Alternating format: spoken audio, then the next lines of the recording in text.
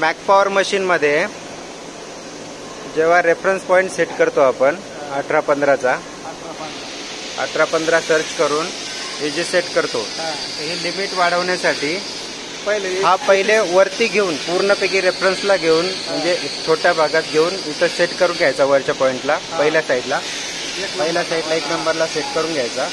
त्याच्यानंतर मशीन बंद करून चालू करायची. त्याच्यानंतर परत तिथून वरच्या साईडला घ्यायचा आणखी जे काही 1 mm वरच्या साईडला घ्यायचा आणि नंतर 1 mm वरच्या साईडला घेतल्यानंतर इथं 1 टाइम दोन्ही पण एक्स आणि Z at a time set करायचे. त्याच्यानंतर ते ओके होईल. जसं की पहिले आता इथं सेट केला आम्ही सेट केल्याच्या नंतर इथं 1 करून घ्यायचा. 1 केल्याच्या नंतर परत आणखी जॉग मोडमध्ये घेऊन 1 mm वरती घेऊन टाकायचा.